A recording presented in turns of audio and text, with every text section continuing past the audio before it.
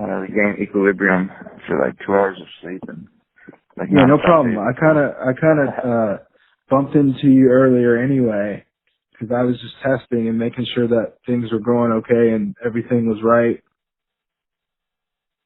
Oh, cool. Yeah, so just getting into it.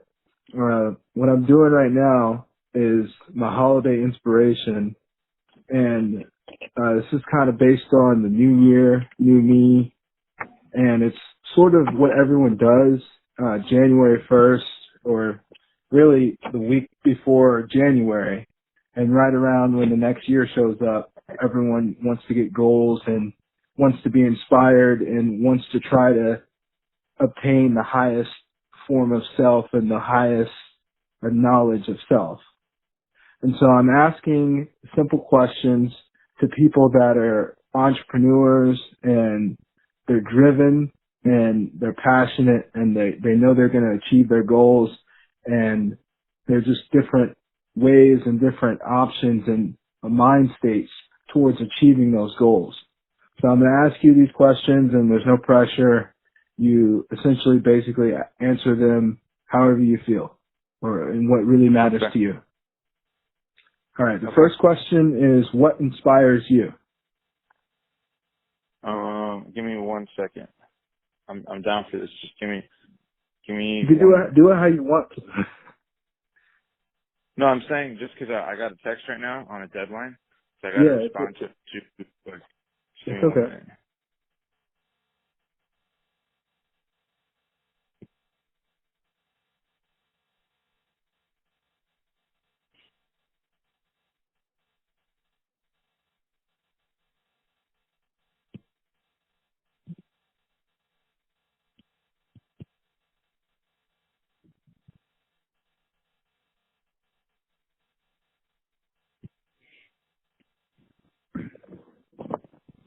Okay, brother, we're on. Yeah. All right. First question is, what inspires you? What inspires me personally is seeing people who are living a life that feels surreal when they wake up in the morning, and people who can manifest excitement and turn an idea into fucking reality. So I guess to answer it simply, what inspires me is possibility, passionate people, and the idea of waking up every day to a surreal life in all areas of life.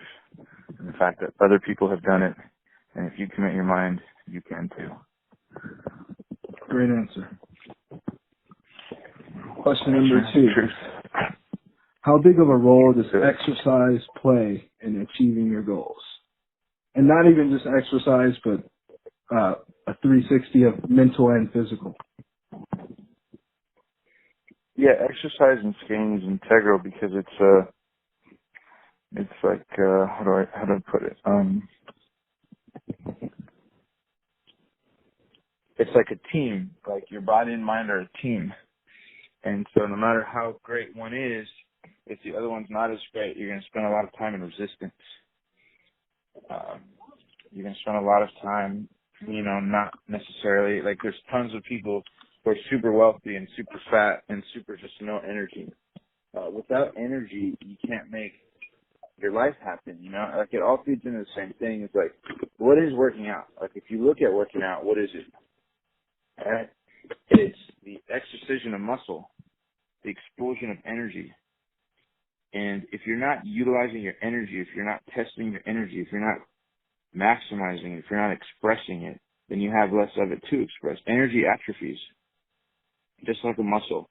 So I believe that exercise, not even for the muscle per se, but just for the physical exertion. I mean, there's mental growth and there's physical growth, and one is so limited without the other. So Yeah, I feel that I think balance. that's what it is. I wouldn't say balance, but for the sake of simplicity, I could say yes. Because, what good is one being at level 10 if the other one's at level 2? So I guess, yes, you could say balance.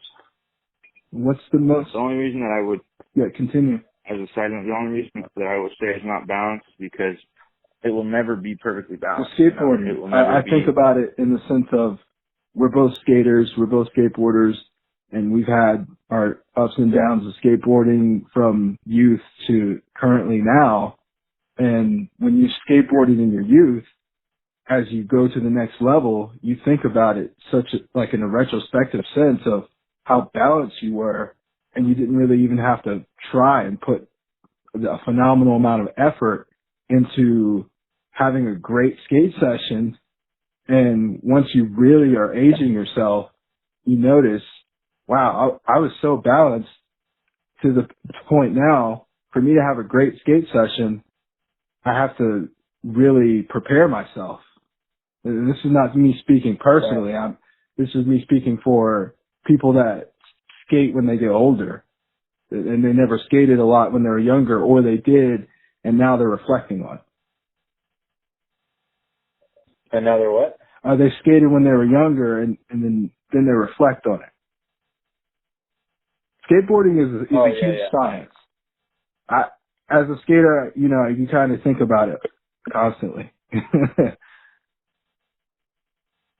Yeah, dude, no, skateboarding is like, man, I would not be doing my life would be shit if I didn't find skateboarding, dude. Well, it's yoga. It's yoga. Skateboarding is a male yoga. Next question. Yeah. No, it's true, man, because skating teaches you so much. It teaches you about and it doesn't teach you directly from one point to the next. There you go. Yeah, exactly. And you're breathing through it, you know? Can your head touch your back? You're gaining one. Yeah. What's the most successful person you know? Fuck, man. There's a lot of people, man, especially lately. Most successful. That I know on a personal level, or that I've ever had the pleasure of hanging out with, or going to episodes.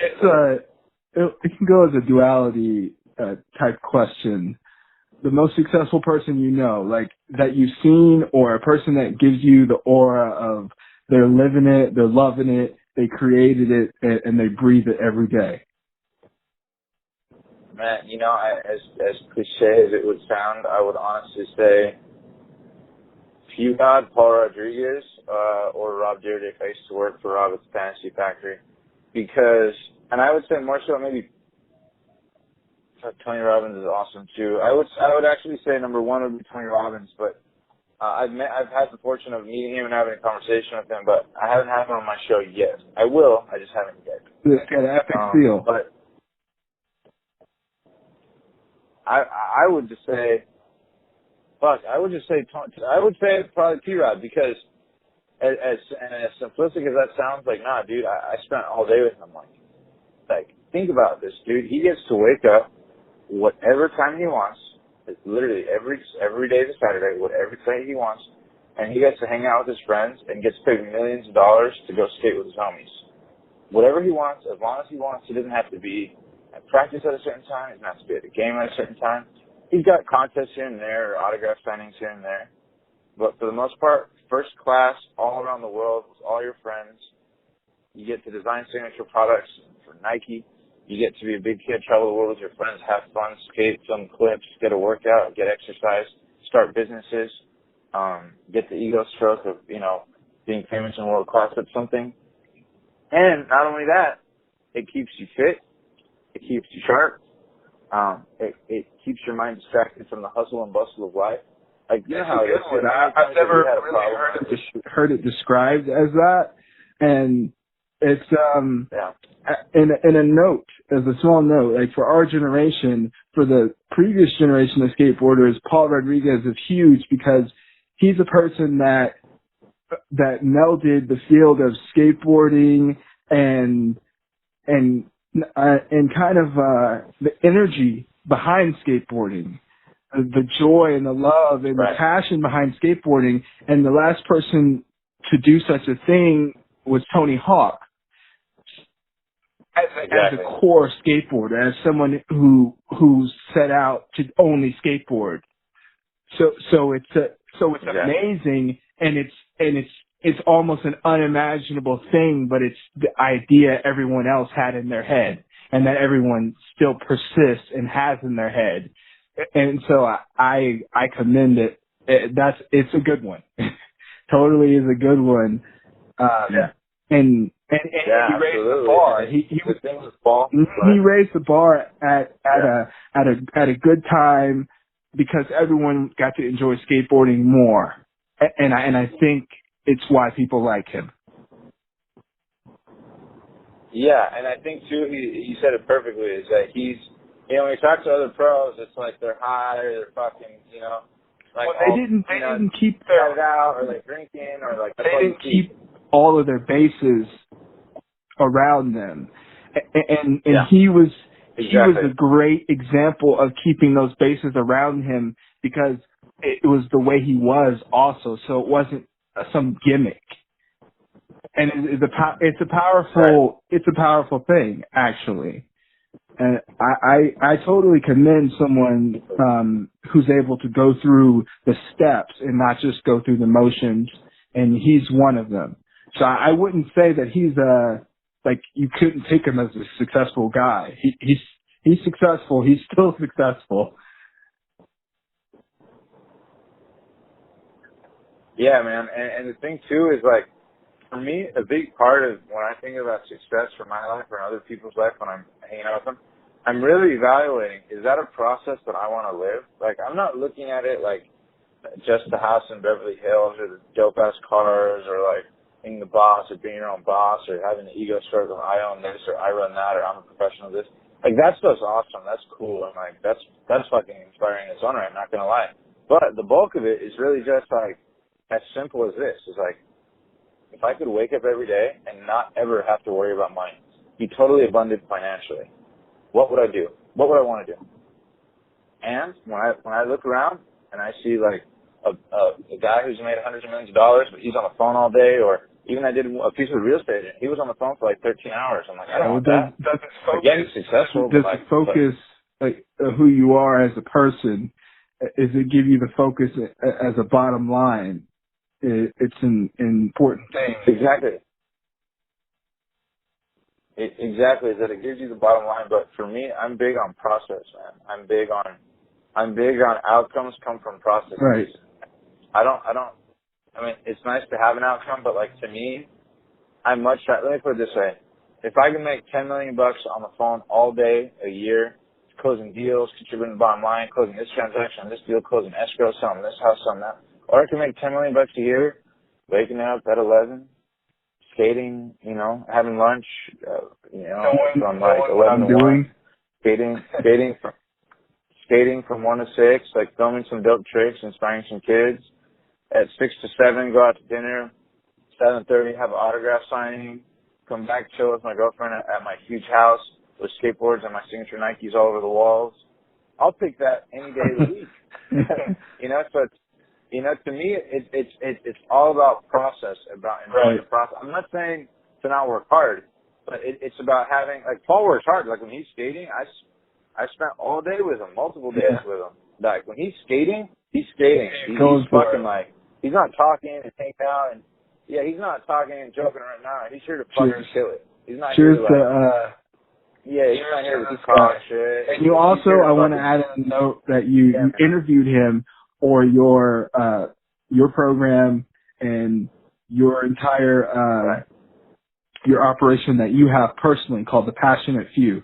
So I want to congratulate you for that milestone and getting that achievement and being able to be around. Like, a lot of people don't get to feel that after they meet the person. So cheers to you and him. Congratulations. Big shout out to P-Rod. Next question. Let's do the next question. Right. Yeah. The best advice your parents ever gave you. The best advice your parents ever gave you. Don't depend on other people. Yeah, it could be as simple as that. I've never heard any parent. I've never heard that. I mean, what age were you? How did it come about? How did those things? Did it string together, or did they specifically state that those words to you directly?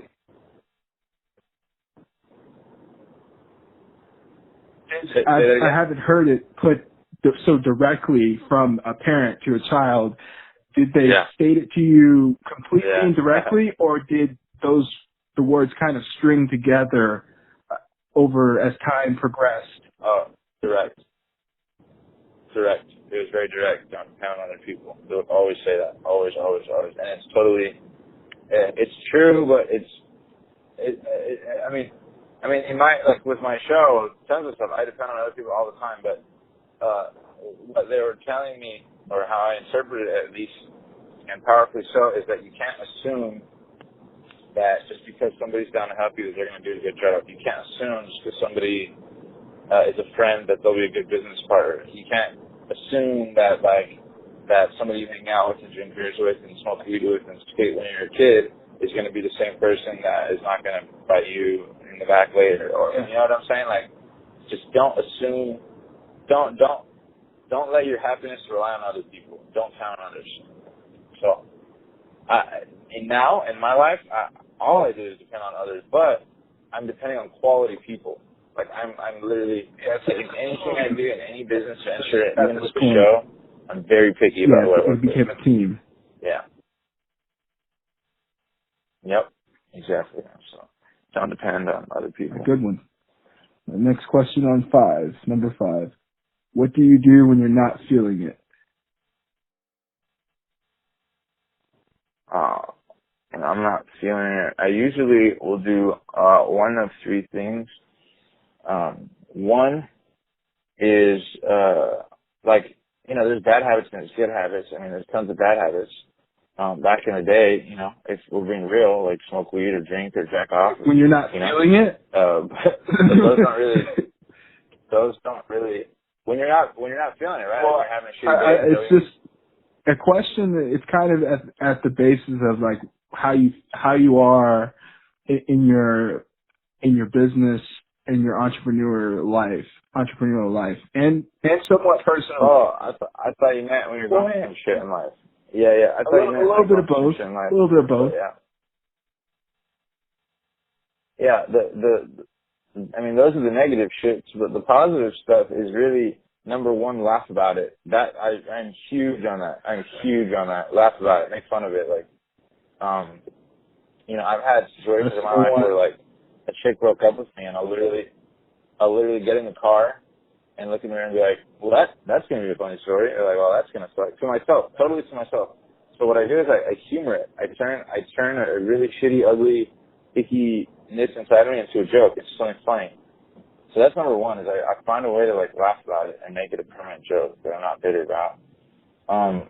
Number two, I fucking talk about it if I really want to, but I only talk about it I have my own life coach with the Anthony Robbins company. Okay. So I talk to high level thinkers about it. I don't talk to the homies. I don't talk to the neighbor. I don't. So you basically hold it in until you get into the presence of the coach and this person that can somewhat like give you professional advice. Right, yeah. Or when I you know, sometimes, you know, you're just going through some shit that you tell like a person that doesn't really, you know, not really a qualified person to give you feedback. But when I do that, I'm aware that like not nothing they say, but I'm aware that I'm probably not going to get value here. I'm open to receive value, but I don't take it seriously if they say something that doesn't really affect me or matter, or they don't give a shit or whatever. So just to get a feel for it, not for actual like a doctor. Exactly, but what I do is go to, like, for example, with the show, man, like, when I have a business question, I'll call, you know, the founder of Quest Nutrition Bars, $1 billion company. I'll say, hey, man, I want to start a company. Do you have any idea? You know, these are my friends now. These are my homies. This is what I go through when I have questions. I don't go to the guy at the bar. I don't go to the dude I used to skate with that, like, you know, fucked my ex-girlfriend. That's not my pool of wisdom. You know, so if I have a relationship issue, I'll ask like a real estate agent who's been married 25 years, and him and his wife have done like hundreds of millions of dollars in real estate sales. Like, hey, do you have relationship advice? It's a totally different level of wisdom and insight than like your homie down the street or your parents or divorced, or, you know what I'm saying? Like, it's a totally different world. Some of the listeners might not. Some might not know by this point today. So sometimes it is good to let it hang out there so they can get the message also. Absolutely. Absolutely. Number 3. And then the third thing would be to go out and skate. It just takes me away, and for other people, it's whatever it is that takes you away. Yeah, just get away from the thought, man. Like, go have fun, go jump and flip, and because by the time you come back to it, you're all sweaty and you're on a body high, and now you think about that issue and you're like, oh, it's not really a big deal. Who cares? I got like a, manual kicks out, or I got a half cab mani, shove out, or, whatever your trick is, or, or switch 50-50. Like, I don't know. Right, however you get stoked. However you get stoked through skating. It makes sense. Yeah, exactly. And plus, like, sometimes that pissed offness inside of you, you can use it as like motivation to like commit to a trick that is like scaring you, but you're like, somehow in your mind you converted committing to that trick as solving your problem. It's weird, but sometimes it gives you the extra push to like, I'm gonna fucking land it and show this chick, or I'm gonna fucking land it and show mom and dad. Yeah, it gets you, whatever like it is, re-inspired and more creative again. Because sometimes you get down and you're uncreative and you're out of focus. It kind of brings you back into focus through skateboarding and through just trying something with your intensity and like what you actually have to offer. It brings you back into focus. Perfectly stated. You said Number it perfectly. 6, love or money? Love. Yeah. Success without fulfillment is the ultimate failure. Period. Success without fulfillment is the ultimate failure. It's tricky, kind of tricky to buy fun or to buy passion and enjoyment. Yeah. Define passion. I'm saying it's very tricky to try to purchase those things or to want to purchase those things. Seemingly for outsider looking in, it looks impossible. Oh, totally. Totally. But I figured it out, man. I really figured out, the famous question of how do I find my passion? How do I do this? How do I know what I'm meant to do? I spent years and years and years and years and years studying that shit, man, and I figured out the answer. And the answer to that, you ready? Lay it on me. All right, man. All right. The answer to that is just try shit. That's it. Just try shit. Try everything. That's a try perfect, quickly. Try rapidly. perfect try college answer. For passion. And exactly. And if it doesn't hook you, don't force it. Don't like try to trick yourself into thinking you want to or you should or that, dude. I swear to God, even with P-Rod told me, like, dude, I was pulled to do this. Well, it shows you. Never had to, like, it shows you that you can do a little bit more than you thought you could. Just to put it simple. You can, beyond that, man. Beyond that, you can be the best in the world. Literally, you could literally be the best in the world if you really sit down with yourself and think about what do I really want to do. Not what would be interesting or what would be dope or what would be sick or what would be cool or what am I fucking obsessed with? What am I fucking addicted to? So much so that I don't even care where I end up in the process. Yeah. Like that. Yeah. That has to really be. I've never met anybody that lived in a home in Beverly Hills that wasn't obsessed with it. That wasn't totally obsessed. Well, trying. You can't be like, oh yeah, trying. It leads to the passion, and the passion leads to the depth, and the depth leads to the qualities, and the qualities lead to just, it's kind of endless after that level. The passion gets you on a train that never ends. And so you don't care, let me give you an example. Like P-Rod, if P-Rod would have ended up on S with no signature shoes, he would have been totally happy. There was no difference in terms, I'm serious, there was no he wasn't difference. Like majorly hooked up. He just had a goal and he had a vision and he had that burning desire and that drive inside of him, and he just wanted to make it happened, he wanted to get the footage. He wanted to have the part look the way he wanted it. And it just continued from those qualities. It went on and on. Yeah, no, exactly. And the thing too is when I sat down with Paul and I said, was it discipline or what was it that got you to, to live a life that millions of people around the world would fantasize over? I mean, it's unbelievable what you've done.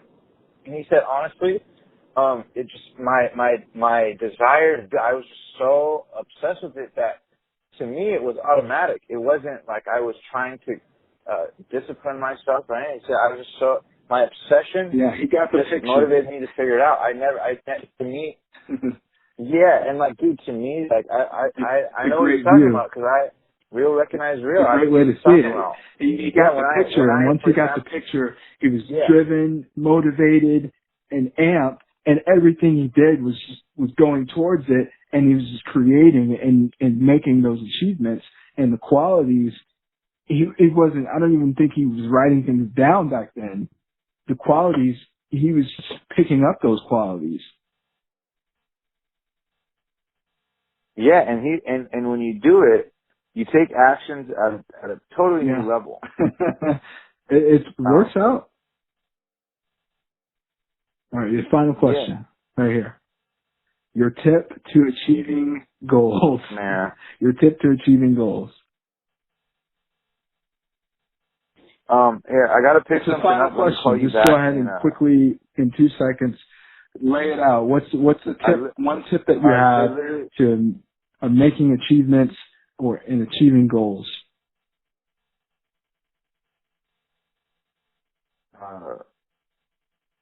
Know your outcome with precise obsession. Period. Know your outcome with precise obsession. So for me, I don't go, oh, I want to do a bunch of dope interviews. I want to do things. No. By Friday, 5 o'clock, I need a logo done. By Sunday, 2 o'clock, this episode needs to be uploaded. By the end of the month, we have to get Pure on the show. I have no connection to Pure. I have zero. I don't know anything. I'm just as limited as somebody in Wyoming who doesn't have Instagram. I have no clue how to do it. But when you get precise about it and you get obsessed and you get an internal sense of firepower in you, you literally, your brain will just watch your body do it, do the work. Most people think that they have to do the work. Right. They don't have to do the work. Most of the work is mental. Most of the work.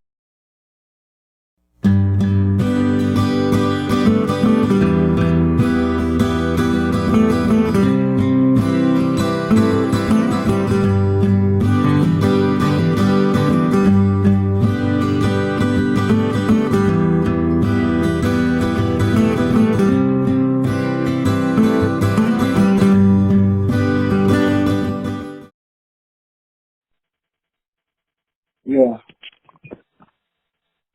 That was tight. Appreciate it. I think we got it. I said, I appreciate it, man. I think we got it. Okay, cool, brother. Yeah, sorry, cut out on that last question. Yeah, it was just right on, authentic. You can't go wrong. Yeah, man, and you get dealt with blows and obstacles and shit like that, It's like I deal with it all the time. Everyone does. I literally just did right now in that second that we hung up off the phone. I had a big guest of this big multi-millionaire, Flex Lamborghinis, dope-ass cars. I've been wanting to interview him for my show, and I've just been so fuck, man, I got to interview this guy. And just for whatever reason, it just didn't happen. All these other ones did, and that one just didn't. We just couldn't pull the trigger on that one. And you just kind of pushed it through. Yeah, it's just funny because that didn't happen, right? And Drama, Rob Dyrdek's cousin or whatever, Drama Beats. Drama has his own podcast called Short Story Long, where he kind of does the same thing that I do, telling people stories. And and he ended up getting that exact same guy, and he posted it today. And it's been hitting, and everyone's like, oh, I love it. So in my mind, I'm like, fuck, I wanted to do that. I was on the verge of just texting you and saying, good record.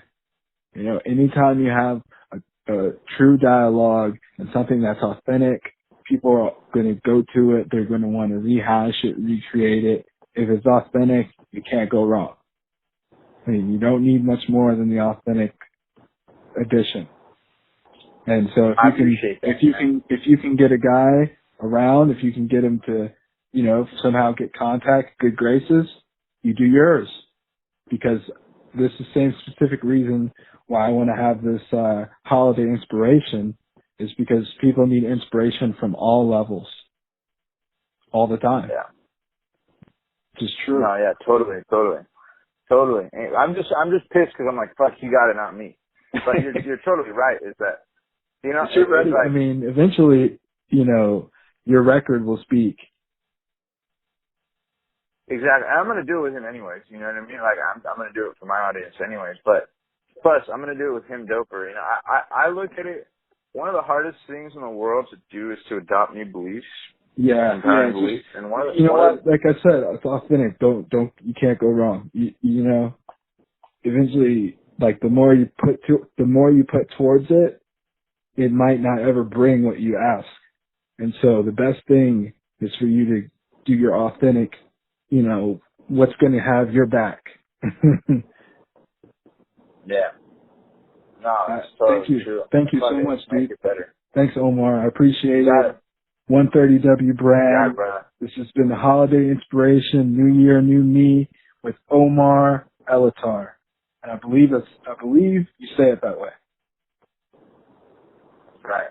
Okay. Yeah, you nailed it, Omar Elatar. Perfect. You're the man, dude. Thanks so much. Man. Well, one man can do, another can too. Peace and God bless. Amen.